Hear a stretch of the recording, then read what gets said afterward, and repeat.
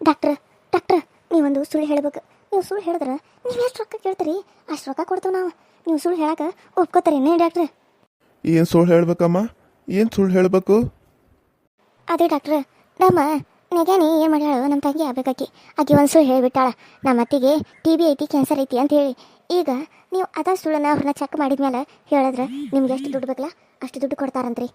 ನೀವು ಒಪ್ಕೋತಾರೇನ್ರಿ ಡಾಕ್ಟ್ರ? ನೋಡಮ್ಮ, ಹಾಗೆಲ್ಲ ಸುಳ್ಳು ಹೇಳೋಕ್ಕಾಗಂಗಿಲ್ಲ. ಡಾಕ್ಟರ್ ಅಂದ್ರೆ ನಾವು ಕಲ್ತಿರೋ ವಿದ್ಯೆಗೆ ಇದು ಸುಳ್ಳು ಹೇಳಿದ್ರೆ ನಾವು ಮಾಡೋದು ಒಂದು ತಪ್ಪು, ಅಪರಾಧ ಆಗ್ತೈತಿ. ನಾವು ಹೆಂಗೆ ಸುಳ್ಳು ಹೇಳೋಕ್ಕಾಕತಿ? ನೀವು ಡಾಕ್ಟ್ರಿಗಿನ ಸುಳ್ಳು ಹೇಳ್ತಾರಂತಾರಲ್ಲ, ಸುಳ್ಳು ಹೇಳಿ ಅಂತ ಹೇಳಾಕತ್ತೀರಿ. ಹಂಗಾರೆ ದೇವ್ರಿಗಿನ ಸುಳ್ಳು ಹೇಳಂತ ಹೇಳೋಕ್ಕಾಕತ್ತೇನ? ಇಲ್ಲಮ್ಮ, ನಾನು ಸುಳ್ಳು ಹೇಳೋಕ್ಕೆಲ್ಲ ಒಪ್ಕೊಳ್ಳಂಗಿಲ್ಲ. ಅದು ನಾವೇನ ಸುಮ್ಮನೆ ಹೇಳಿಲ್ರಿಗೆ. ಆಕಿ ಒಳಗೆಲ್ಲ ಸಂಡಾಸ್ ಮಾಡತ್ತಿದ್ಲ, ಮತ್ತೆಲ್ಲ ನರತಿತ್ತು. ಮಂದಿ ಅವರು ಬಂದಾಗ ಮನೆ ಎಲ್ಲ ವಾಸನೆ. ಒಂದಿಷ್ಟು ಕುಂತ್ಕೊಂಡು ಚಹಾ ಕುಡಿಯೋಕೆ ಆಗ್ತಿರ್ಕಿಲ್ರಿ ಡಾಕ್ಟ್ರ. ಅದಕ್ಕಾಗಿ ಪಾಪ ಹಂಗೆಲ್ಲ ಸುಳ್ಳು ಹೇಳಿ ಹೊರಗೆ ಹಾಕ್ಯಾಡ್ರಿ. ಈಗ ಆಕಿದ್ದು ಜೀವದ ಪ್ರಶ್ನೆ ಐತ್ರಿ ಡಾಕ್ಟ್ರ. ಈಗ ಏನಾರ ಇದು ಏನಪ್ಪ, ನೀವು ಇದು ಸುಳ್ಳು ಹೇಳಿಲ್ಲ ಅಂದ್ರೆ ಆಕಿ ಆಕಿ ನಮ್ಮ ಮನೆ ಬಿಟ್ಟು ಹೊರಗೆ ಹಾಕ್ತಾನ್ರಿ, ಡೈವರ್ಸ್ ಬೇರೆ ಕೊಡ್ತಾನಂದನ್ರಿ. ಈಗ ಅದಕ್ಕೆ ಆಕಿ ಏನು ಮಾಡ್ಬೇಕಂತ ಹೇಳಿದೆ, ಡಾಕ್ಟ್ರಿಗೇನ ಸ್ವಲ್ಪ ಇದನ್ನ ಮಾಡ್ಬೇಕಂತ ಹೇಳಿಡ್ರಿ. ಬರ್ರಿ ಡಾಕ್ಟ್ರ, ಅದ ಮನೆ ಕಾಣಿಸತ್ತಲ್ಲ, ಅದ ಮನೆ. ನೋಡಮ್ಮ, ನನಗೆ ಹಾಗೆಲ್ಲ ಸುಳ್ಳು ಹೇಳೋಕ್ಕಾಗಲ್ಲ. ನೋಡೋಣ ಅಲ್ಲಿ ಹೋದ್ಮೇಲೆ ಏನಾಗುತ್ತೆ ಅಂತ ಯೋಚನೆ ಮಾಡ್ತೀನಿ, ಸರಿನಾ? ನಿಮ್ಮ ಕೈ ಮುಗಿತೇನ್ರಿ ಡಾಕ್ಟ್ರ, ಪಾಪ ನನ್ನ ತಂಗಿನ ಉಳಿಸ್ರಿ. ಯಾಕಂದ್ರೆ ಗಂಡ ಹೆಂಡತಿ ಜೀವನದ ಪ್ರಶ್ನೆ ಐತ್ರಿ. ಈಗಿಲ್ಲ ಅಂದ್ರೆ ಅವ್ರು ಯಾವತ್ತೂ ಒಂದಾಗಕ್ಕೆ ಆಗಂಗಿಲ್ಲ ರೀ. ನಿಮ್ಮಿಂದನೇ ಒಂದಾದ್ರೆ ಆಗ್ಬೋದು, ಇಲ್ಲಾಂದ್ರೆ ಆಗಕ್ಕಿಲ್ರಿ. ನೋಡೋಣ ಹೇಳಿನಲ್ಲ, ನೋಡೋಣ ಮೊದಲು ಪೇಷಂಟ್ ನೋಡೋಣ ಯಾವ ಕಂಡೀಷನ್ದಾಗ ಐತಿ ಅಂತ ನೋಡ್ತೇನೆ. ಆಮೇಲೆ ಅದೇನಾರ 2 ದಿನದಾಗ ಜೀವ ಅದು ಹೋಗ್ಕತ್ತೆ ಅನ್ನೋದಾದ್ರೆ ಹೇಳ್ತೇನೆ ಸುಳ್ಳು. ಇಲ್ಲ ಅಂತಂದ್ರೆ ನಾನು ಸುಳ್ಳದು ಹೇಳಂಗಿಲ್ಲ. ಆರಾಮಾಗ್ತಾರೋ ಅಂತಂದ್ರೆ ನಾನು ಯಾಕೆ ಸುಳ್ಳು ಹೇಳಂಗಿಲ್ಲ.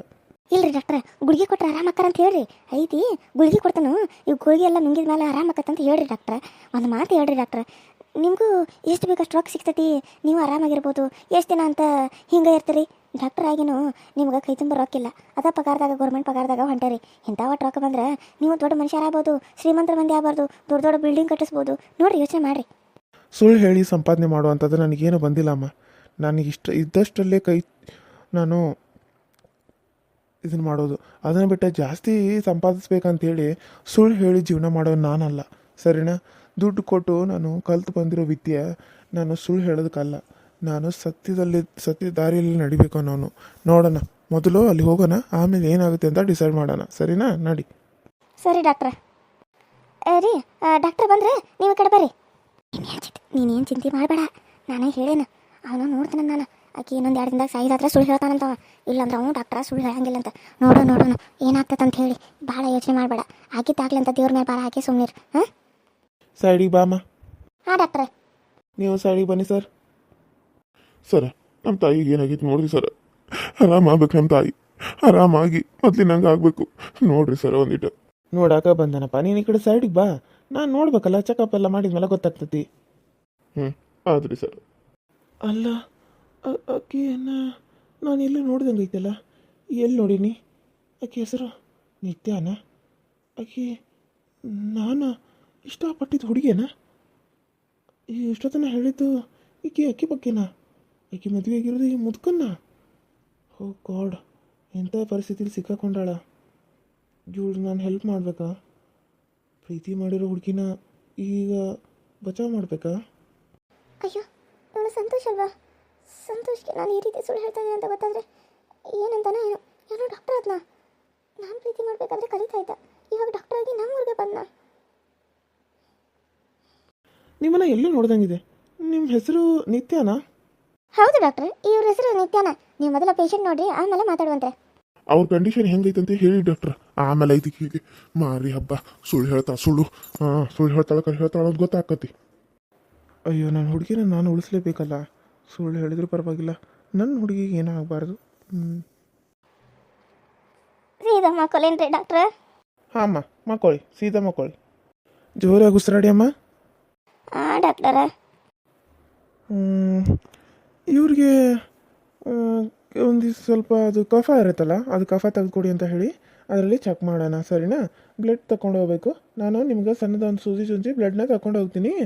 ಆಮೇಲೆ ಏನಂತ ಹೇಳ್ತೀನಿ ನಿಮ್ಗೆ, ಸರಿನಮ್ಮ?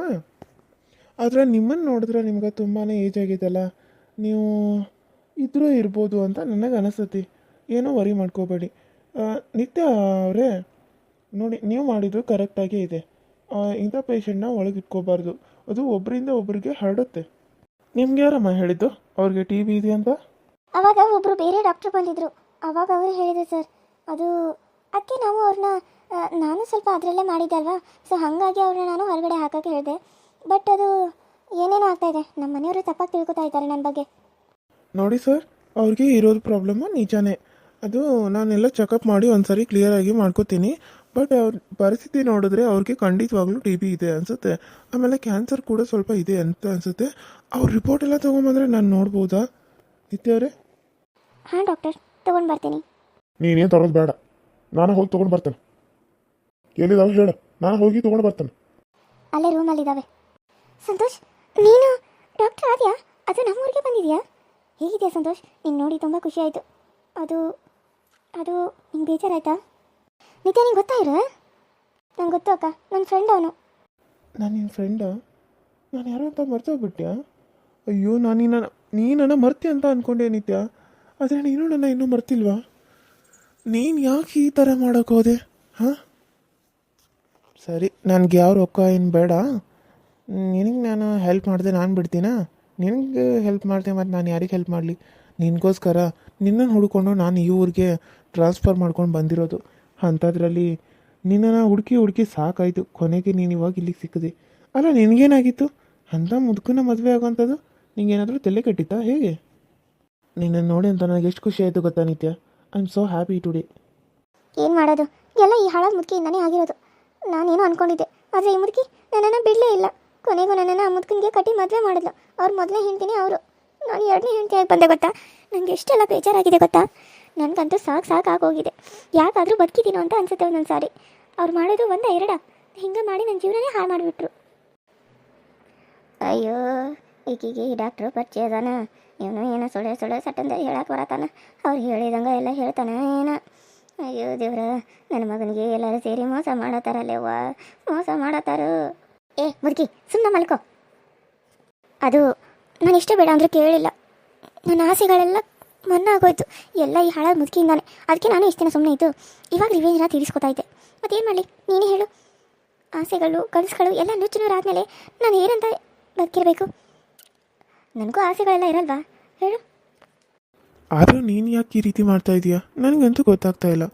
ನೀನು ಎಲ್ಲರಿಗೂ ಒಳ್ಳೇದಾಗಬೇಕು, ಫ್ರೀ ಟ್ರೀಟ್ಮೆಂಟ್ ಕೊಡ್ತೀನಿ ಅಂತ ಹೇಳ್ತಾ ಇದ್ದೆ. ಬಟ್ ಇವಾಗ ನೋಡಿದ್ರೆ ನೀನು ಈ ಥರ ನನಗೆ ಯಾಕೋ ಒಂಥರ ಕನ್ಫ್ಯೂಸ್ ಆಗ್ತಾ ಇದೆ. ಇದು ನೀನಾ ಅಂತ? ಅಯ್ಯೋ ನಾನೇ, ಮತ್ತೇನು ಮಾಡೋಕ್ಕಾಗುತ್ತೆ? ನಿನ್ನನ್ನು ಪ್ರೀತಿ ಮಾಡಿ ಇವನನ್ನು ಮದುವೆ ಆಯಿತು. ನಿನ್ನನ್ನು ಮದುವೆ ಆಗಿದ್ರೆ ಇವಾಗ ನೀನು ಡಾಕ್ಟ್ರು ನಾನು ಡಾಕ್ಟ್ರು ಆಗ್ತಾಯಿದ್ವಿ. ಬಟ್ ಇವಾಗ ಏನಾಯ್ತು ನೋಡು, ನಮ್ಮಪ್ಪ ಮಾಡಿರೋ ಈ ಹಾಳಾದ ಕೆಲಸದಿಂದ, ಈ ಮುದುಕಿ ಮಾಡಿರೋ ಹಾಳಾದ ಕೆಲಸದಿಂದ ನಾನು ಈ ಮುದುಕನ ಮದುವೆ ಆಗಿ ಅದು ಎರಡನೇ ಹೆಂಡತಿ ಆಗಿ ಇಲ್ಲಿ ಸಾಯ್ತಾ ಬಿಡಬೇಕಾಯ್ತು. ನಾನಾದರೂ ಏನು ಮಾಡಲಿ?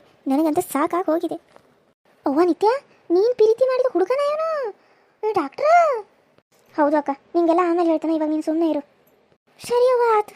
ಅಂದ್ರೆ ನಮ್ಮ ಮದುವೆಗೆ ತೊಂದರೆ ಮಾಡಿದ್ದು ಈ ಮುದುಕಿನ? ಅದಕ್ಕೆ ನೀನು ಅವಳಿಗೆ ಈ ರೀತಿ ಪಾಠ ಕಲಿಸ್ತಾ ಇದೆಯಾ? ಮತ್ತೇನು ಮಾಡಲಿ, ಇಷ್ಟು ದಿನ ಅಂತೂ ಏನು ಮಾಡೋಕ್ಕಾಗ್ತಿರ್ಲಿಲ್ಲ. ಯಾಕಂದರೆ ಅವಳೇ ನಮಗೆ ಸರಿಯಾಗಿ ಮಾಡ್ತಿದ್ಲು. ಅದಕ್ಕೆ ಇವಾಗ ಅವಳ ಟೈಮು, ಅವಳಿಗೆ ನಾನು ಸರಿಯಾಗಿ ಮಾಡ್ತಾಯಿದ್ದೀನಿ. ಹೇಗಿದೆ ಐಡಿಯಾ? ಚೆನ್ನಾಗಿದೆ ಅಲ್ವಾ?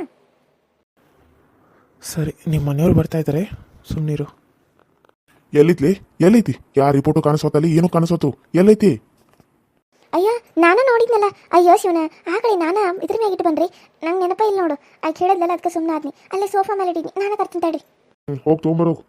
Hi hello friends, welcome to my YouTube channel. So ಎಲ್ಲರೂ ಹೆಂಗಿದ್ರೆ ಎಲ್ಲ ಚಲೋ ಅಂತ ಅನ್ಕೊಂಡು ನಮ್ಮ ವೀಡಿಯೋಸ್ ಹೆಂಗೆ ಬರತ್ತಾವು, ನಿಮ್ಗೆ ಇಷ್ಟ ಆಗತ್ತಾವಂತೆ, ಇಷ್ಟ ಆದರೆ ಲೈಕ್ ಮಾಡಿ, ಶೇರ್ ಮಾಡಿ, ಕಮೆಂಟ್ ಮಾಡಿ, ಸಬ್ಸ್ಕ್ರೈಬ್ ಮಾಡಿ ಅಂತ ಹೇಳ್ತಾ ಹಾಗೆ ಸಪೋರ್ಟ್ ಮಾಡಿ. ವ್ಯೂಸ್ ಜಾಸ್ತಿ ಬರಲಿ, ಇನ್ನೂ ಜಾಸ್ತಿ ವ್ಯೂಸ್ ಬರಲಿ. ಏನಿಲ್ಲ ಅಂದರೂ 2000 ವ್ಯೂಸ್ ಬರಲಿ ಅಂತ ಕೇಳ್ತಾ ಇದ್ದೀನಿ.